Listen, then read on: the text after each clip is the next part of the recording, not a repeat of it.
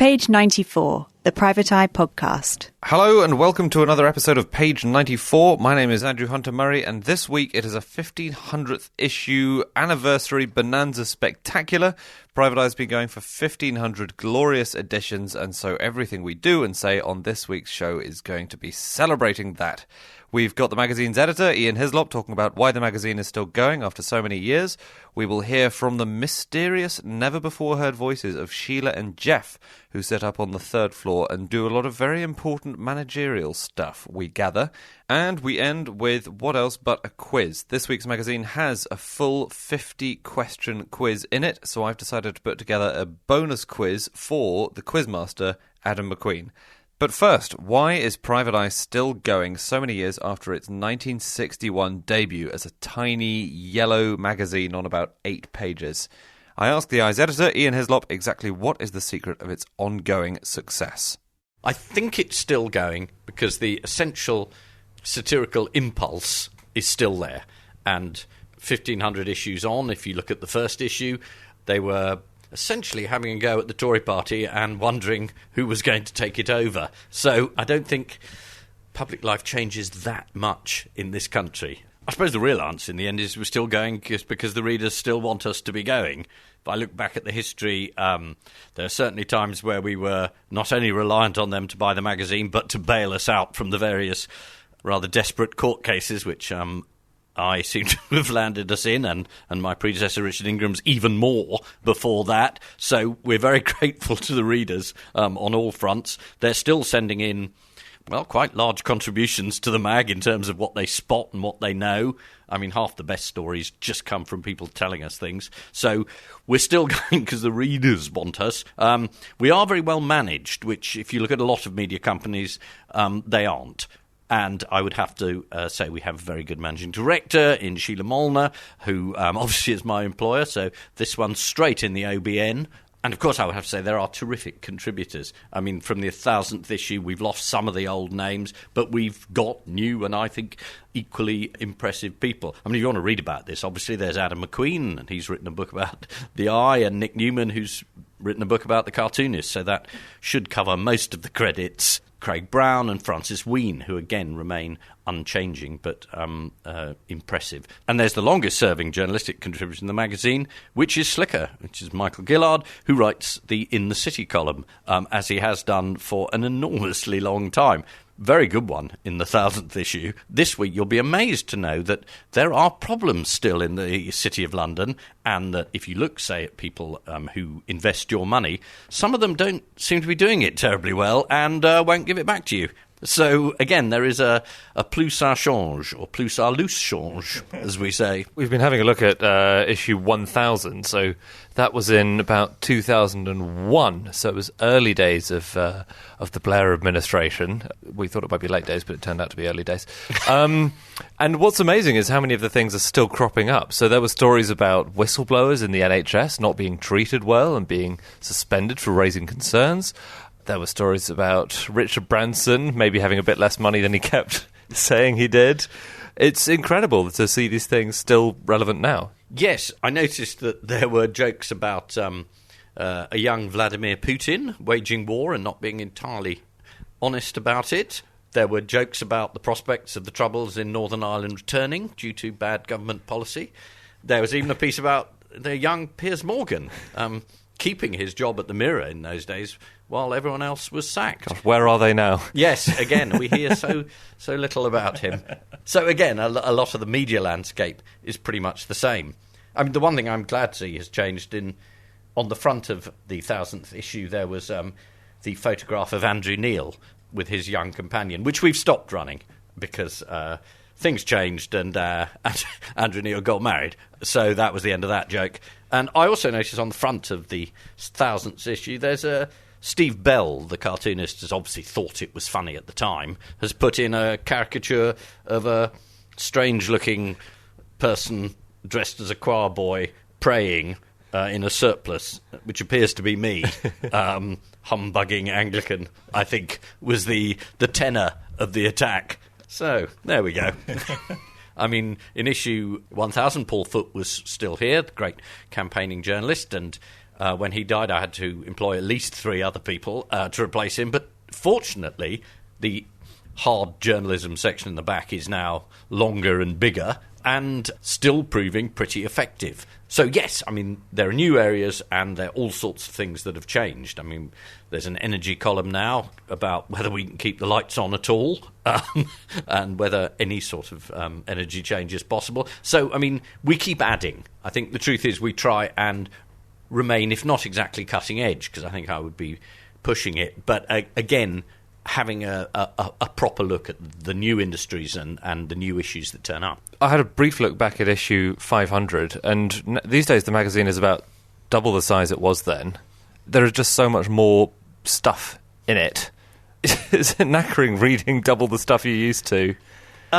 Yes, I think that's largely sort of greed on my part. I always wanted to get more in the magazine, more jokes, more cartoons, more pieces, and the magazine has expanded to fill that. I think there's an optimum size. I mean, charmingly referred to by some of our readers as toilet concentration length. So it shouldn't take you too long, and we don't have any great long reads. You know, there's nothing 5,000 words in there. Well, actually, the occasional special on Putin. But so, yes, it is bigger and there is a lot more of it. And I have increased the number of cartoons and I have adopted all sorts of slightly unlikely columns that people are still interested in. But, you know, some things remain the same. I mean, if you're a commuter, you want to read about public transport. They're in there. If you're interested in architecture, Pilotti's no longer with us, but, you know, bad decisions about listed buildings are certainly still there. So the niche stuff's still there, and I hope we're still covering the main stuff. I mean, I do notice that in terms of the jokes, one of the jokes has a huge piece saying, "Question time bias, BBC attacked." And I thought, oh, well, that was 19 years ago in the middle of a different administration, but they were furious about Question Time. I was delighted to see a piece about Red Ken, the shocking truth that he was actually a politician. This was the claim made that Ken Livingstone had been given too much airtime on comedy programmes, and that those programmes, I'm thinking of one in particular, were personally responsible for unleashing Red Ken on an ungrateful nation. So again, some of these stories do go round and round. And there's also a piece about Jemima Puddleduck having an unfortunate relationship with, it was then Imran Khan, but you just substitute any of the new names and you've got the idea what the story is. Gossip, industry, politics, slightly unchanging in this country. And one final, slightly personal question. How's circulation? Good. I mean, unlike Corbyn, mine's is very healthy. No, that's so cheap, and I'll have to read the trolls. The circulation, well, interesting, I had a look, and circulation issue 1000, which was the year 2000, our circulation was 174,000. The last issue we sold, that I've got the figures for, the Theresa May memorial issue, that sold 240,000 copies. So the idea that we're dead or that print is dead, I'm afraid it's sadly premature. I mean, the interest in the magazine remains. We're in a difficult climate for journalism, and some of the competition has disappeared. There's a great advert in the 1000th issue from the Daily Express. It's very generous of them, saying we hope we provide ammunition for another 1,000 issues. Oddly, we don't do much about the Express anymore. It has failed a bit. We're much more obsessed by the Daily Mail and the Telegraph and various others. So again, the landscape changes, and it's become more difficult for journalism, and therefore the Eye has profited from that. But 1,500 issues in, I was glad to see a wonderful misprint earlier this week in an obituary of Christopher Booker. It said it was our 15,000th issue, which would be pretty good going. 500 years of the Eye, early issues coming out, in the Middle Ages. And though sometimes I personally may feel that, I just think it's incredibly encouraging. And so 1,500 in, I just feel that's pretty extraordinary. Ian Hislop there. Now, Private Eye would not still be going after so many years without a bit of actual management at the top of the firm. So for this episode, I have finally managed to persuade the Eye's financial director, Jeff Elwell, and the Eye's managing director, Sheila Molnar, to talk about the magazine and their role in it. I started off by asking Sheila about her first contact with Private Eye. I started reading Private Eye when I was 19. I picked up a copy and I started reading Foot in the Back. And it just blew my head off. It was amazing, and I've been a fan ever since. And I'm still a fan, even though I've been working here for far too many years. It's also amazing value for money. It's only £1 a week, it's £2 a fortnight. I mean, it's cheap. Oh, can't say cheap. You can't say value cheap. For money. Value for money. And of course, it's got an amazing business team, wouldn't you say? Very amazing business team, especially the FD and the MD. They're two of the best people in the business. Absolutely, yes. So you guys, you've never been on the podcast before. This is, I think, your first appearance and the last. I think you couldn't afford us before, Andy. I think we were way too expensive for you. So it's very nice to be up here on the third floor. Right at the top of the whole operation. And this is from where you guys look down and organise all the business affairs. Well, yes, and we have conversations with our ghosts, don't we, Jeff? We do. We have the private eye ghost that visits every now and again on the stairs. That he or she knocks on the door, and we go and say hello. Are you there? And there's nobody there, but we've got quite fond of our ghosts now, haven't we? Yeah. We haven't seen them for a while actually. No, not for about a year. So it's a bit worrying. Maybe they're upset with us. Yeah, maybe they've gone to The Economist for the week. So it's your job to, I guess, at the simplest level, to get the subscriptions up, get the sales up, and keep them there. Is that it? I think so, but, I think you guys do all the hard work. We just do our very best to get it out there and read. You sort of make it easy for us to get it out there into the market, and to people want to buy it, people are interested in it. So you're right, it does help that we have a product that's brilliant. Everyone wants to read. Yeah.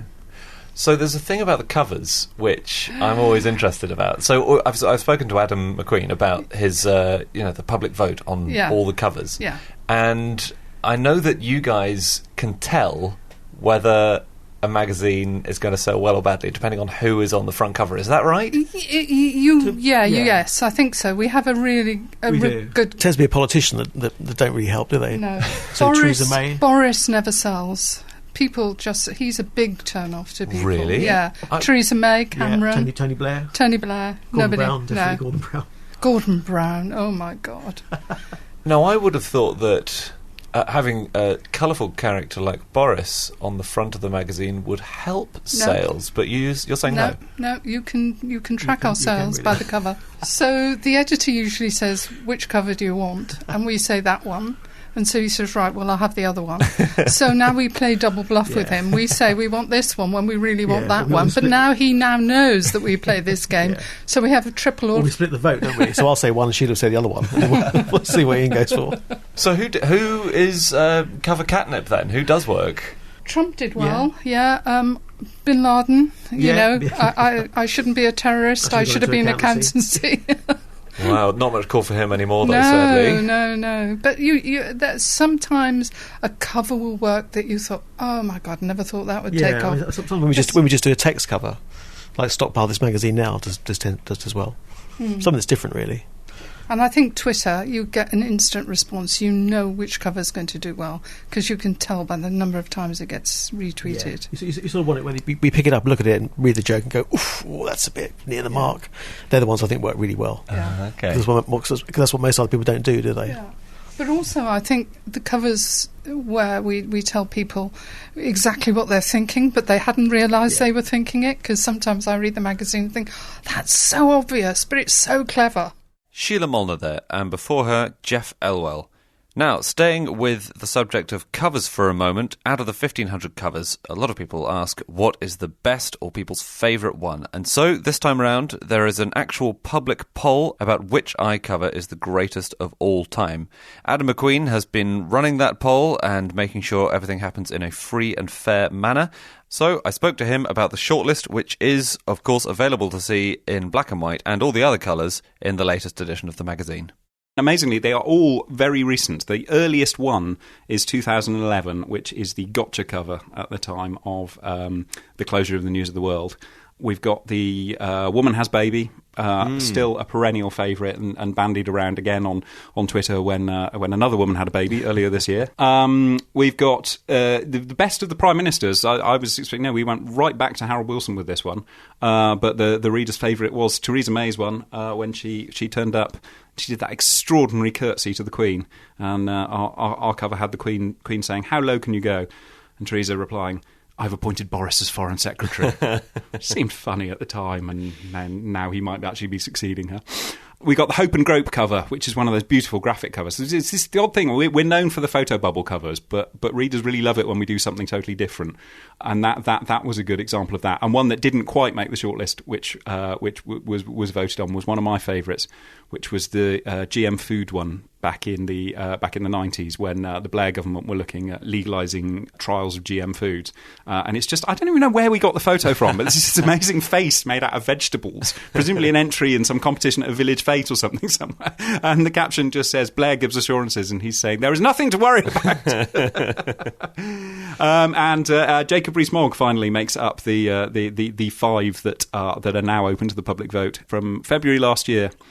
Tories the future. We must throw off the shackles of the EU and trade freely again with Persia, Mesopotamia, and Cathay, which is an ancient joke but a very modern cover. Yeah, I mean they've got a lot of throwbacks in there. So Gotcha dates back to the Falklands War, doesn't it? And Ian did say he'd been waiting ever since 1983 for the chance to put that on a cover with a picture of Rupert Murdoch, and finally it came around in 2011. And look at the effect it had of the three people on that cover: Rupert Murdoch, Rebecca Brooks, and James Murdoch. We got them, and they're all in the same jobs and carrying on as normal, aren't they? So you don't think the covers have the power to change anything? We say that. So, I mean, amazingly, it emerges that one of our covers from a couple of months ago, which was the Theresa May's Legacy, the entirely blank cover, did apparently have an enormous effect in Downing Street. She was so shaken by it, and her advisors were so shaken by it, that is supposedly the reason why we've had this raft of announcements about mental health spending and a Windrush memorial and changes to student finance and all these things. She's desperately trying to rattle out a few things in the dying days of her premiership so that she can, maybe she's filling in the cover herself with her marker pen. Are there any that you're especially sad haven't made it onto the shortlist? There were a few which didn't even make it onto the long list, which in retrospect, perhaps I slightly regret. Several readers said, "Where on earth was Verwoerd, A Nation Mourns," which was when, the architect, you're looking blank, which is the reason it didn't make it onto the list, because anyone under the age of about 50 will be very confused by this. But Henrik Verwoerd was the leader of South Africa and a kind of real architect of apartheid, and when he died, we printed that Verwoerd, A Nation Mourns, and a picture of several Zulu warriors in full tribal dress just jumping joyfully into the air, which is absolutely brilliant cover, but does require a bit of explanation these days. And the other one, which readers wished to be on there, they remembered it as being a Prince Harry cover. The cover actually showed Adolf Hitler. And it was the week after Prince Harry went to that fancy dress party in full Desert Rat uniform with a swastika armband, and we just had a picture of Hitler on the cover saying, "I'm so embarrassed I've come as Prince Harry." Adam McQueen there. And we're actually going to stay with Adam for the final section of this week's podcast because, as those of you who have the magazine already will have seen, there is a 50-question quiz written by Adam with some extremely generous and opulent prizes available for the winner. I thought it would be fun to come up with a second quiz to quiz Adam, the quizmaster, on, and that's exactly what we did. So you're very welcome to play along at home as we now play Quiz the Quizzer. Here we go. Here's the first question. Private Eye revealed that the Queen's nickname was Brenda, Prince Charles was Brian. What was Diana's nickname? Was known in royal circles as Cheryl. I didn't think you'd get that, and you absolutely you aced it. All right. What's the motto of St. Cakes, the school? Oh, do you need the Latin as well as the English? I'm afraid I do, yeah. Is it quis paget entrat? It's who pays enters. Yes, exactly. Yes. And for a bonus point, what is the sock race, which is an ancient St. Cakes tradition?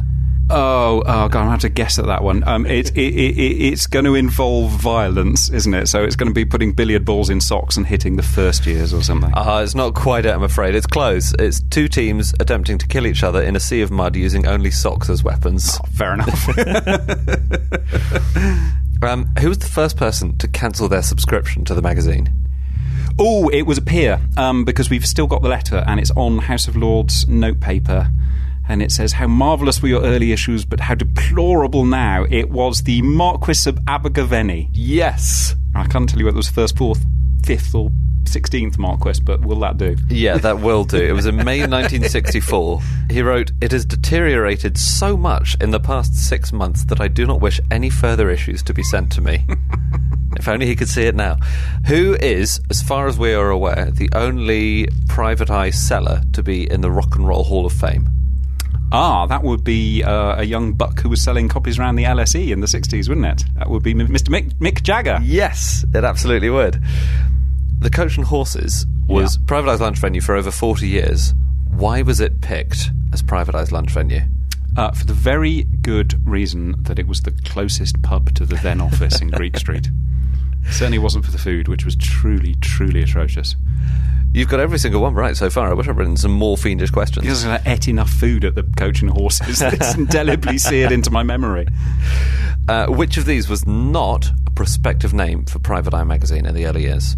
The options are Bent, Finger, the Appendix, or the Bladder. It would be the Appendix. That's right. Yeah. It was the Bladder was a serious contender, and then they didn't want it because Willie Rushton's aunt was suffering from some bladder disease or something, and he thought it would be terribly tasteless and his family would be upset. I can't remember why Finger. I think Finger actually came before Private Eye because it was supposed to be something to do with... Private Eye is meant to be a detective thing, though the reason for that has sort of been lost, and it was about the idea of private detectives kind of fingering a suspect, which actually just sounds rude when you say it like that. So maybe Private Eye was a better one. I mean, Bent sounds a bit rude as well. Bent was never apparently seriously considered a contender. That was a sort of an early prototype, which Christopher Booker was discussing with a guy called Bruce Page, who then went on to work on the Sunday Times Insight team. Imagine that would have been a slightly different magazine, wouldn't you? Okay, couple more. Pedant's Corner launched in 2002, but what was the second ever debate in the pages of Pedant's Corner? I see, my mind went completely blank then, but now you said it. It's going to be whether or not it was a corner or a column, isn't it? Oh, I'm sorry, it's not it. Oh! It's where the apostrophe should go. Oh, of course it was, yeah. I went for the third one. That was stupid. Okay, last question of the main quiz. Private Eyes fielded two candidates in elections. They were Willie Rushton in the 60s and Auberon Waugh in the 70s. But who got more votes? Well, Willie eventually, he was standing against Alec Douglas Hume, who was Prime Minister and had to step down from the Lords in order to get a seat in the Commons. Yes, and eventually he told everyone to vote Liberal instead, so he did lose out. So I think he probably got fewer votes than Bron. You're absolutely right. It wasn't that many fewer. It wasn't. So Rushton got 45. Okay. Under the slogan... Death to the Tories. Yes. And Auberon Waugh got 79 votes, and he, of course, was standing for which party? I'm not going to tell you because that's one of the questions in the quiz in the issue this week. Fair enough, but it's a nice little tease, isn't it? Well, you've done brilliantly well. You got 7 out of 8 there. And, as a bonus question, when Private Eye's 1000th issue came out, about 20 years ago nearly, a few MPs... It can't be 20 years ago. Nearly I was 20 working years. here. Yeah. Oh, God, I'm so old. A few MPs wrote an early day motion sort of congratulating Private Eye. I remember. Now, lots of MPs signed it, about 100 or 150 signed it. Can you name any of the MPs who signed it who are still in the House of Commons today? Oh, I thought you were going to say what heading did we run it under, which was the Order of the Brown Nose, wasn't it? Well, it won't have been Jeremy Corbyn. It could have been Ken Livingstone. But still in the House of Commons today. And not in the House of Commons today. Okay. Paul Farrelly? No, afraid not. No, he's not in the House of Commons anymore, Bob Marshall-Andrews. No, I give up. My mind's gone blank. I can't think of a single MP. The one you said it definitely wouldn't be, Jeremy Corbyn, officially congratulated Private Eye on turning 1,000. God, what a bunch of ungrateful bastards we are. So did John McDonnell. Did he? Diane Abbott. They're all there. Oh, good for them. Yeah. Oh, it's nice. It's nice that they didn't get any kind of special treatment subsequently, as has no one else. Adam McQueen there. And if you want to take part in the quiz, which has an actual cash prize attached to it, then that is available in this week's edition of the magazine. The cover competition is also to be found on Private Eye's website, private-eye.co.uk. That's it from this week's episode of Page 94. We will be back again in 2 weeks with another one. Until then, the 1500th anniversary issue of Private Eye is available now in all good shops. Goodbye.